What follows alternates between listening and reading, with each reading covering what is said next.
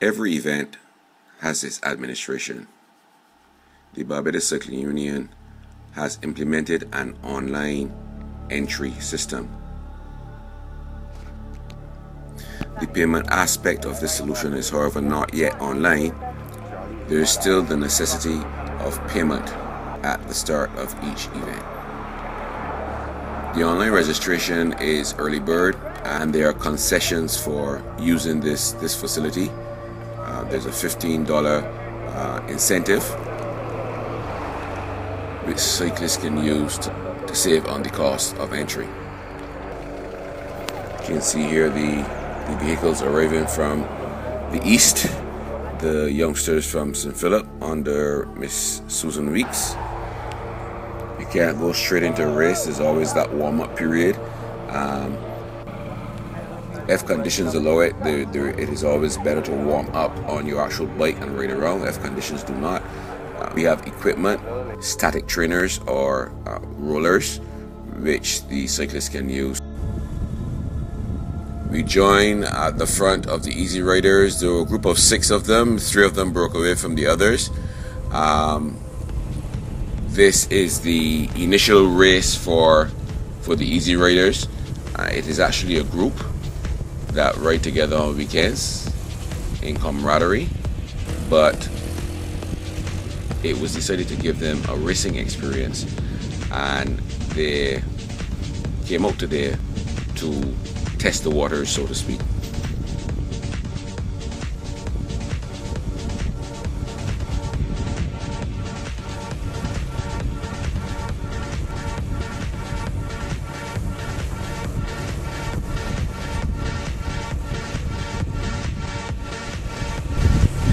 We're in the second lap now of the race.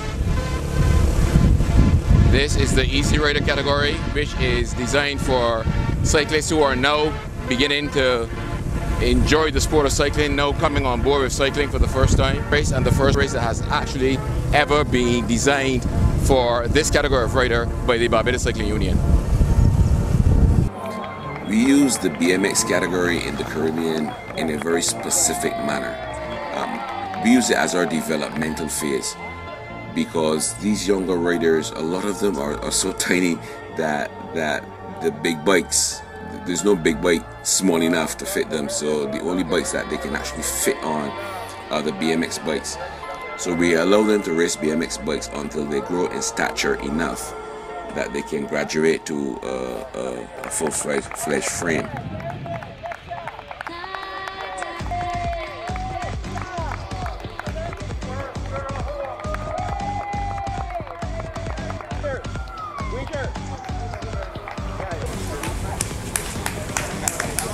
The historic Garrison Savannah, scene for today's racing event, started exactly at 2 p.m. There will be several categories of racing today, starting with the BMX. We have already seen the BMX riders complete their course of 2 laps. These would be very young riders between the ages of 7 and 12. After that category, we go up to the Tiny Mites and the Juniors. They will be racing for a time period of 1 hour plus 4 laps. 1 hour plus 4 laps. As we can see, the police outrider leading the group of this first novice category, the Easy Riders. There's actually a group called Easy Riders, and they, as a group of friends, meet on weekends and go riding together. So it was decided, why not offer them the opportunity to feel what real racing is like and open up a category specifically for this group of recreational riders. They're taking their bell now.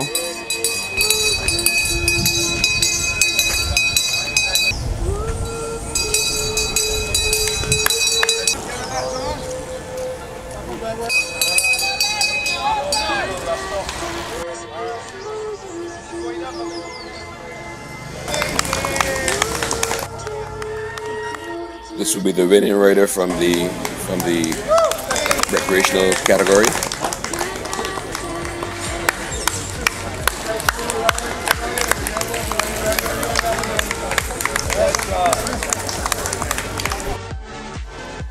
We now move into the elites.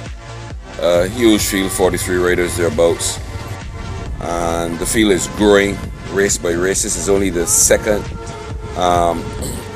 full competition for the year. The first one being a fun ride, so that wasn't really a race, but this is the third event for the year, the second full competition. This is the Garrison climb, and right from the gun, as is customary with Russell Elcock, we see an acceleration on the Garrison Hill climb. You have Dominic Howard here, but he seems to be struggling. Edward Julian trapped behind, but Gregory Van Der Poel is in tow. He has connected on this occasion, and there is a gap developing due to this acceleration. This acceleration has caused a break, and Edward Julian is now having to struggle to bridge that gap. Very quickly, this time difference has been established, or this gap has been established between the two leaders, Gregory Van Der Poel and Russell Elcock, with the rest of the peloton. And we must remember that Russell Elcock is a time trialist. This is his speciality. He has been a medalist at Senior Caribbean Championships in this event, a champion at Junior Caribbean Championships in this event, and for the past 6 or so years has dominated the time trial scene in Barbados. For him to be away is not good news for the peloton, because this is a rider that can maintain his pace out there, maintain his cadence without having to depend on the protection of a peloton. So they've got to get their acts together. They have to formulate a response, but the best reaction to any acceleration or to any attack is an immediate response. And the moment you hesitate, you know, it becomes that more difficult to bridge, and then it becomes dependent on the riders working together to bridge that gap. You can hear the screeching of the brakes as the cyclists descend Garrison Hill. This is the most technical segment of the course, a rapid decline, a 90-degree left-hand turn for which you have to brake and drastically reduce your momentum, then an acceleration up the Garrison climb. So the riders have got to be very careful not to overshoot and run into the light and power, and then they have to make that big effort every lap to jump and accelerate over this hill. So you can hear the screeching of the brakes. If it were a larger group, a larger peloton, and a steeper descent, you would actually smell the burning rubber as the riders collectively brake.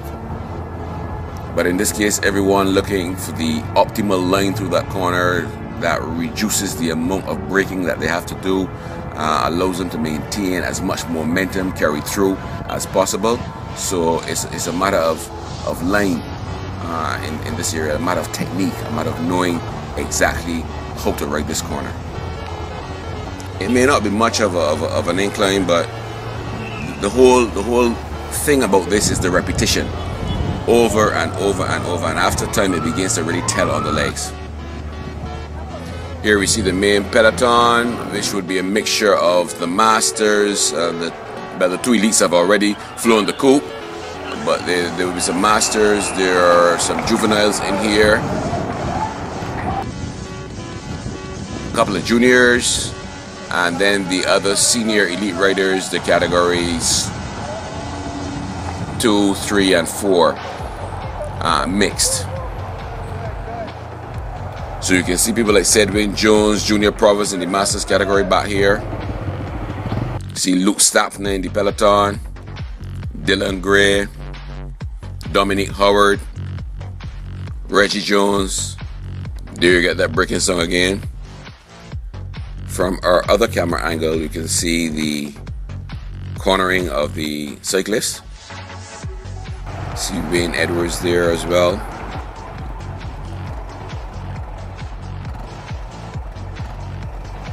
Hi Michelle, welcome back to the studio. This will be the second race we've worked together on. So you're becoming a real pro at this now, huh?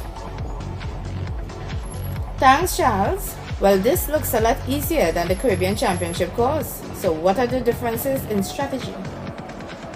Well, this is a long championship road circuit format as opposed to a criterium. Now, the long championship road racing format is going to require a lot more team strategy. It's more about gauging your effort. It's more about waiting for opportunity, taking advantage of the course, etc. But in a criterium, it's almost like a sprint. You know, it's flat. It's only about an hour. It doesn't require a higher level of fitness, more your speed. So it's used early in the season by the association to get riders ready for courses which include more hills and more climbs. Do we have the same nutritional requirements in both types of events? No, because when you're riding the long course with hills and you're on the course for in excess of 4 hours, your energy levels are going to drop. You're going to need to have to eat. You're going to need to have to carbo load days and days before the event, and you're going to have to continuously feed yourself during the race and drink during the race. In a criterium, it's only an hour. So the only requirements would be hydration. There wouldn't be any. There's no specific need to seriously carbo load before a flat race like this. But you wouldn't want to ride it hungry either. But it's not as critical as the longer, more severe races. But the nutritional needs are significantly different. It's hydration more so in the criterium, and obviously a combination of hydration and feeding in the longer races. Okay, Charles. How many races are scheduled this season? There are about 2 per month. That excludes the international racing and the regional racing.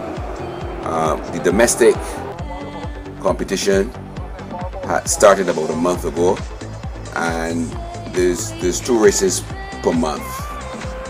Next month, or at the end of this month, we will be sending a team to the Dominican Republic for the Pan American Road Cycling Championships, and then later on in the year there will be the Pan American Track Cycling Championships in Trinidad. But outside of these international and regional events, we will be hosting 2 events here on the road per month. It is hoped that the condition of the national stadium will be such that we will be also able to utilize some track in the latter half of the year. Feeding is a technique. You know, the person doing the feeding has to be aware of the speed of the riders, the position of the other riders, and be out of harm's way, both to himself and to the actual competitor.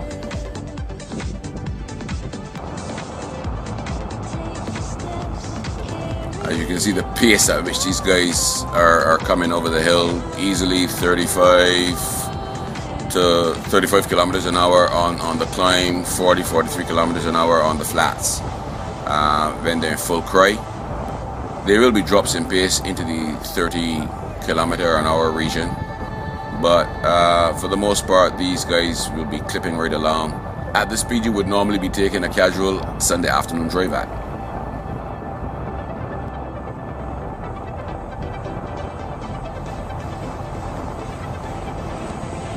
Part of a UNESCO heritage site. They have a number of these heritage sites all over the world, and the Garrison area is one of these historic heritage sites. Lots of history in this area. Once again, we would like to thank Mr. Dirk Gray and his team from Plants Plus for cleaning the course for us.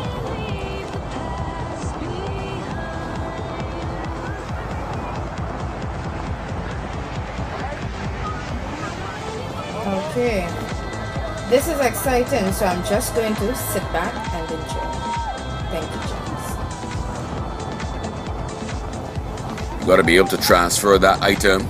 Remember, you are static, and these guys are moving at 30 plus kilometers an hour. You got to be able to transfer that item without the shock of the velocity difference. So you usually have to run and sort of reduce that differential speed between your recipient and his target, which is usually a water bottle. but in some cases a banana. Here we can see the lone female in today's race, Marissa Bradshaw. Marissa riding well with her male counterparts. Just a bit off the pace, but very well, doing very well today. Rapid downhill, 90-degree left-hand turn. Reduction in speed and then the sudden acceleration back up the climb. This is really the demands of the course are both in endurance and in dexterity on your bike and bike handling capabilities. This is one of the segments that we drop down to maybe 36, 37 kilometers an hour.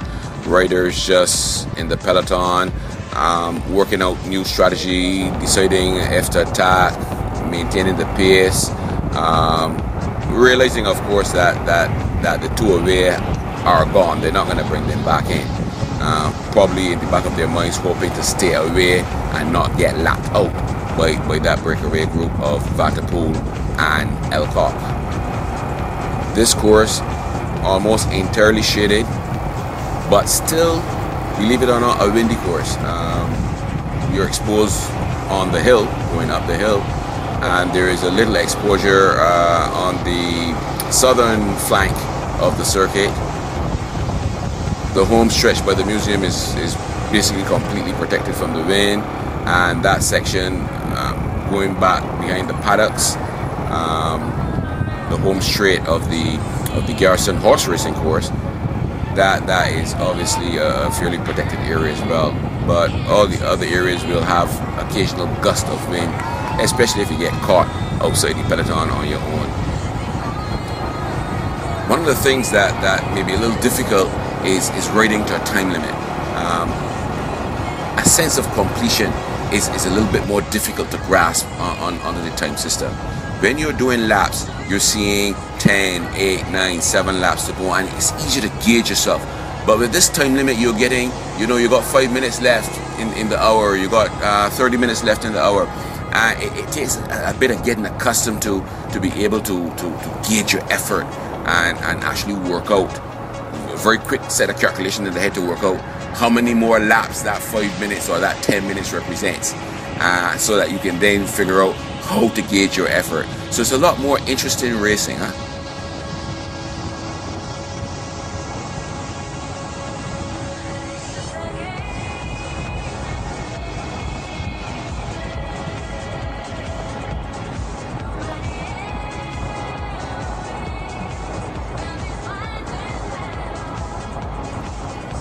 These guys are moving at a good clip.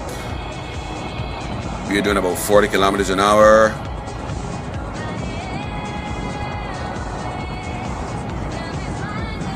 Here we see Junior Proverbs making an attempt to break away.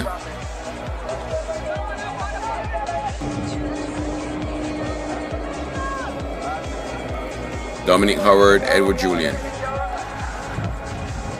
on their way to completion. Wayne Edwards.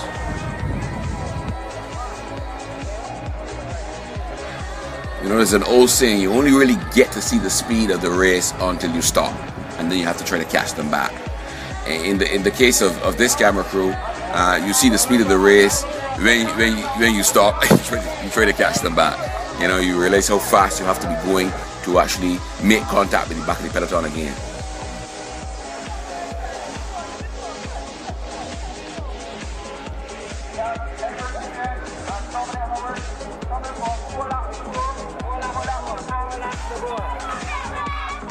You can see the crowds on both sides of this circuit.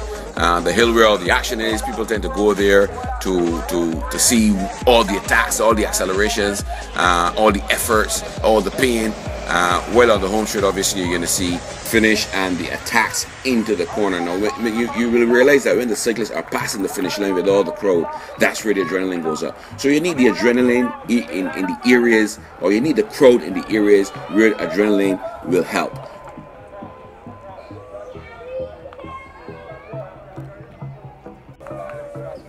Despite the efforts to clean the course, there would obviously still be some misfortunes, a puncture here, and as is the rule and custom in criteriums, you are allowed one free lap with the provision that you report to the start-finish line for inspection by the race official.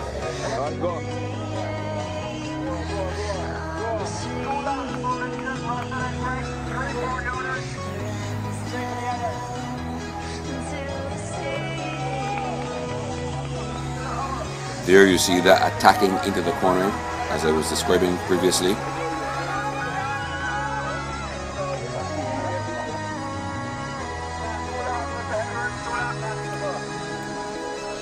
Sudden braking, left-hand turn, zooming around the corner, keeping as much momentum as possible, and then whoa, back up the hill.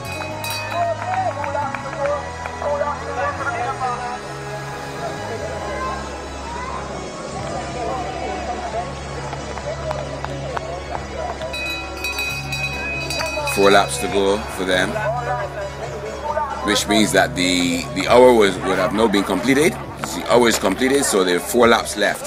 That's how you would gauge your effort. That's how you would actually gauge your effort towards the sprint. And here we go. The peloton maintaining the left-hand corner. We see Elcock and Vanderpool, Elcock and Vanderpool, Elcock. Elcock wins on the line. The most pleasant song to be heard, especially after a long event, the sound of the bell.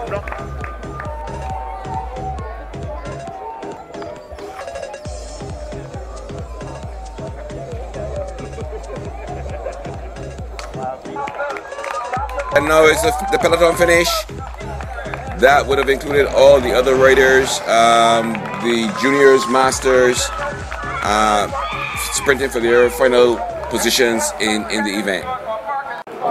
We are here with Gregory Vanderpool, who is the second place rider in the race this afternoon with the seniors. What were your impressions of the competition, Greg? It was a good race. I thought it was challenging, just limited in the elite category with it only being me and Russell. But I noticed that today you managed to get off on the gun with Russell. You didn't get a chance to break away as he did on the previous occasion. Did you find the going easy out there with Russell, or was it difficult? No, it wasn't easy. I just had to be more vigilant than at Bushy Park, where I had a lapse in my focus, in my concentration, and that allowed him to get away from me. But I came to this race knowing that Russell would be the guy I would have to watch, so yeah. Okay, and what about this course, the Garrison? How significant is that hill, that repeated climb over and over? I think it is very important. I think it's crucial because before the climb you have a 90-degree left-hander, which causes you to have to repeatedly kill your speed, kill all your momentum, and then corner, watch out for latent power, and then you have to reaccelerate to go up the hill continuously. So that has that plays a toll on your legs lap after lap.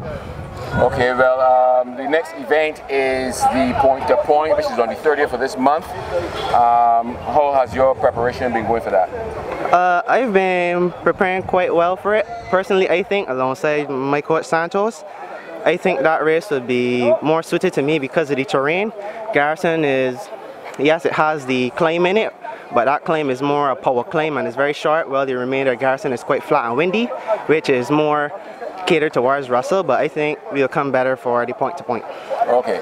Well, all the best in the upcoming Point to Point, which is indeed a preparation for the national championships. Thank you very much, sir.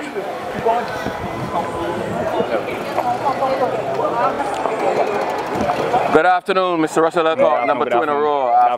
After Bushy Park, we come now with the Garrison for 2 in a row, and it's not the first year you've done this. I mean, previous years we've seen you win 3-4 consecutive races at the end of the year. Yeah. So, what were your impressions of today's competition? I mean, well, the main competition was from Gregory Vanderpool. He rode really well. I put it all on the table, threw a couple of attacks, and he responded to all.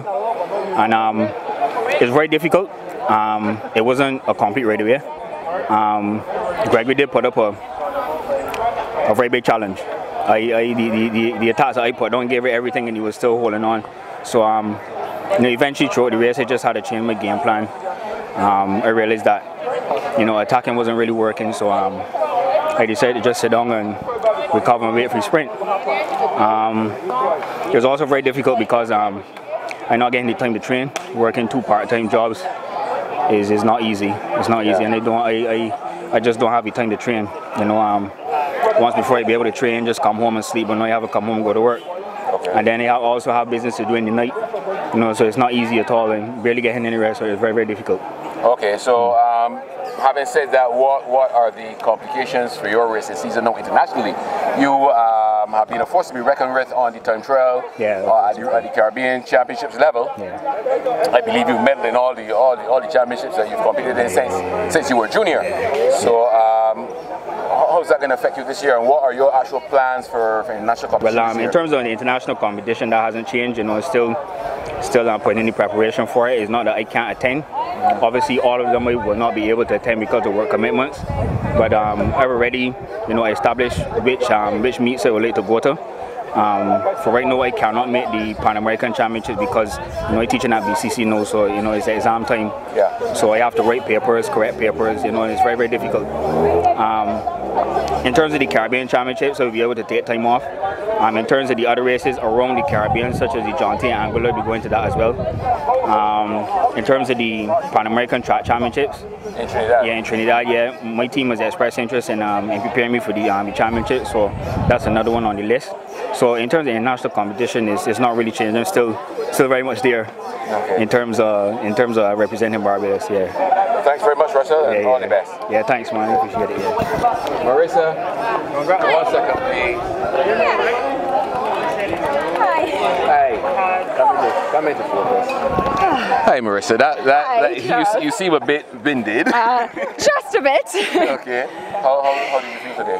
Oh, great, but it was hard. It was hard keeping up with the guys, you know. Right. Well, getting dropped and then trying to keep up with whoever passed me. Yeah, so you were the only female today. I was, unfortunately, yes. We have a couple others, but one's away, and one had a running event she went to. So hopefully next time we'll have a few. Right. But next time, you know, is the point to point. Yes. Have you been preparing for that? That's far more my thing than these short, fast races. So yeah, I'm looking forward to that one. Okay. Yeah. Well, 30th. Yes. We hope everything goes as planned for you at that point in time. Yeah. And all the best for that. Thank you. Okay. I had a lot of fun. Thanks. Evergreen, Edward Julian, right in the Masters class. How'd you place today, Edward? I won the Masters and 3rd overall. Excellent. And this is, of course, one of your favorite courses. Yeah. I always get good luck on this course. I ride this course well. Yeah. It's a stomping ground. So what did you think of the competition today? It wasn't bad. I find the youngsters look at one another too much though. As that's my opinion. I just give him my, you know, as a senior, as a veteran, I think they're looking around too much. They're looking around. They got to start taking the race to one another, you know. Yeah, but Russell, in the first lap, I missed the break with Russell, I think, because the guy, Howard Dominic, he blew up in front of me and I couldn't get the gap shut. But after he and I got away, we worked well together. I was surprised to actually see me had caught the guys on the Russell and Vanderpool on the last lap. So seeing that, and I don't think they realized what was going on, Dominic jumped and I decided to get a last hurrah. But the old legs, Charlie started running with some gas coming up. I was calling the line, but he wasn't listening. Okay. How was the pace of today's race?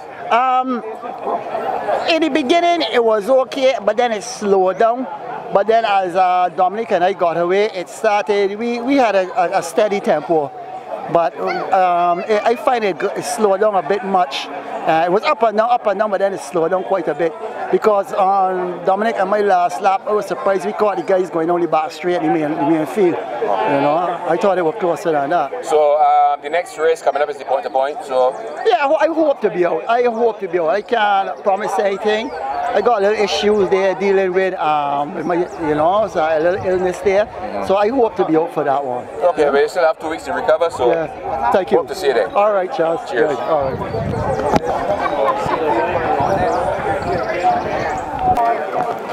We have David Crossy here. He did very well in Cat 4. He's one of the new guys. David, how was it for you? It was rough. It was very long and had to keep on. The other teams, I think, but it was good, man. It was good. How did you find racing against Mark Thompson and Jason Parkinson? How did you feel? Man, it was a breeze, man. I didn't worry about that. I'm glad to hear it was a breeze. No, Congrats, good. Congrats, David. We have Jason Parkinson. How was it for you, Jason? It was good. Very painful. Had to take it easy on the boys. Let them get a few victories so they will keep coming back. Later in the season, I'll start to give them pull out the stops. No. Congrats to David. He rode very well. He has a hell of a set of sprinting legs there, and in the future the strategy will be to dispatch him early and not leave it down to a sprint, because on the sprint he has me. There's the second sprint 3 races for the year.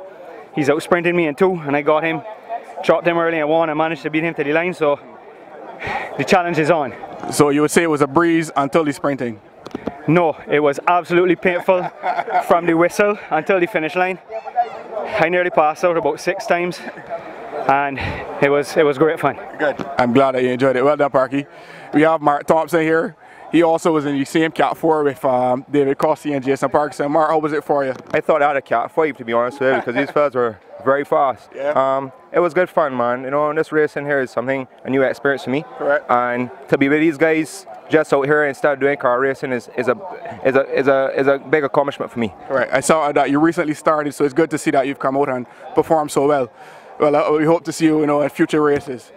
Well, thanks a lot. Out here is a bundle of fun, at least at this stage. Hopefully it continues this way, and hopefully the sport does grow from here, because the cycling union actually was on a down for a bit, but now this is a big high, and hopefully it gets even bigger from here onwards in. Correct. So it was a breeze, you would say, against Parky and Crossy then? No, I won't say it was a breeze. When it came to the end, it really outsprinted me. The race itself, we worked together throughout, and at the end, it was them.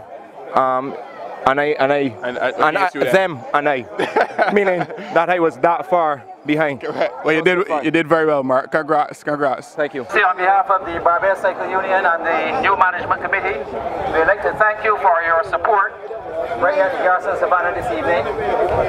And I know that next time I will see more easy riders on the line. You see how easy it is? More easy riders on the line. We had 6 brave fellas this evening that started the program off, and we wanted to thank them. It is just a dabbling into racing, and you will see what it's really like. So once again, on behalf of the Barbados Cycle Union, I want to say thank you for your support this evening, and we're going to go straight into the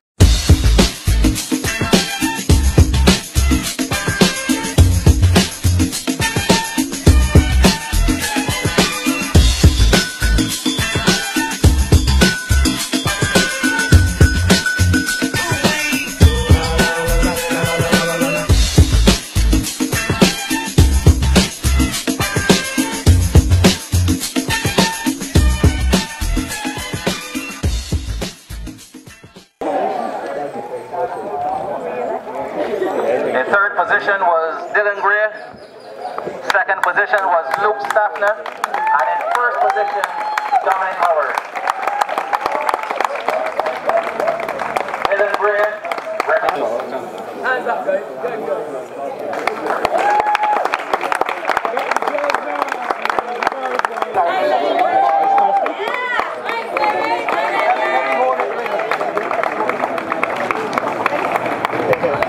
Third position, we are presenting Selvin Jones, riding independent. In second position, Wayne Edward, independent also. And in first position, Edward Julian, independent also. Okay.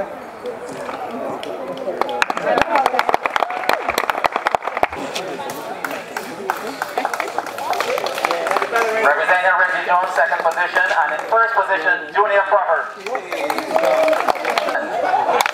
Second position, Jason Parkinson, and in first position, David Crossy.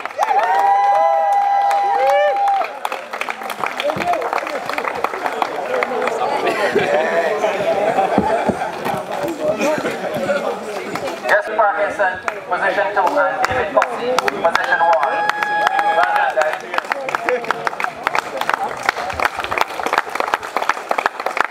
Excited. Thank you. Randy Van Poel representing Massey United Insurance, and Russell Alpha Independent. I can come here as mechanic, I can get the supervisor.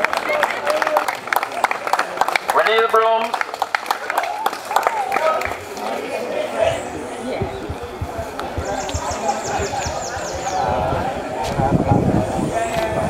Renee Brooms representing A-Class Batteries Motor Wheelers. Adam Marshall in second position representing Massey United. Massey United Insurance. And in first position, Batteries Motor Wheelers. In second position, Davian Jones, A-Class Battery Motor Wheelers. And in first position, Jonah Kelly, Massey United Insurance.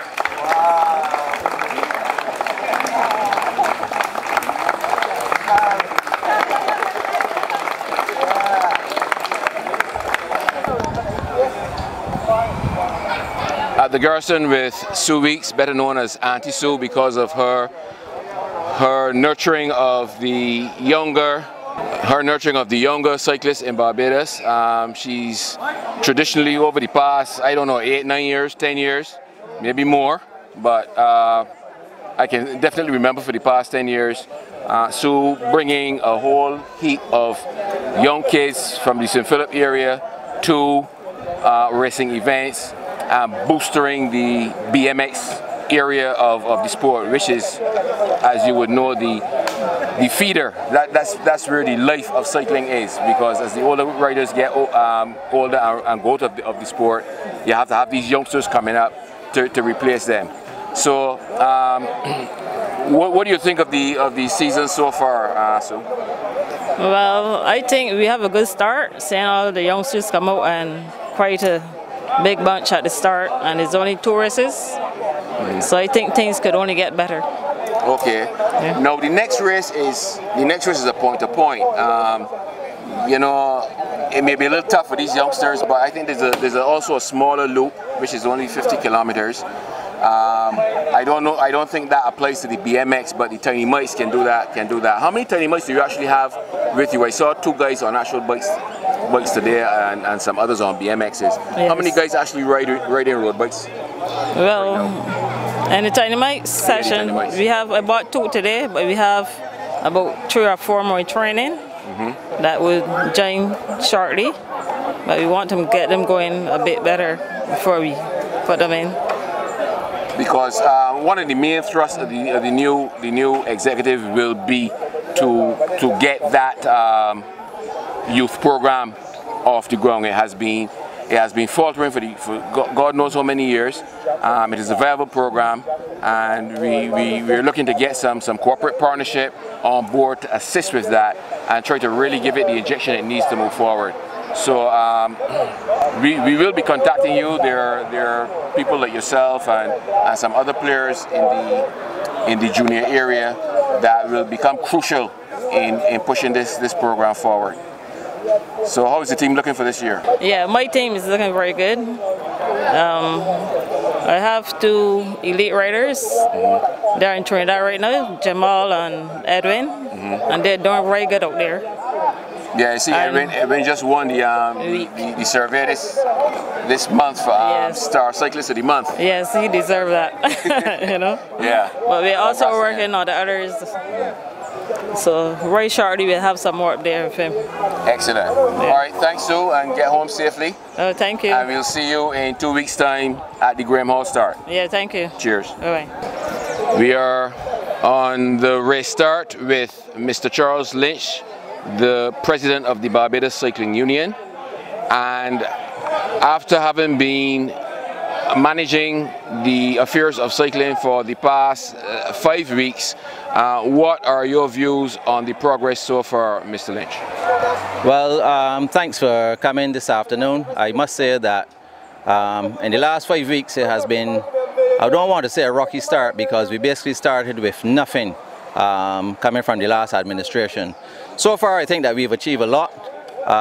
Right now we have cycling to the point where we can we have our Facebook page up, we have registrations online, and we are approaching corporate sponsors to come on board to be one of our partners. What we have done is that we are going to offer some packages which can give back to the corporate partners. We're not asking for sponsors, we want them to actually come on as partners with us.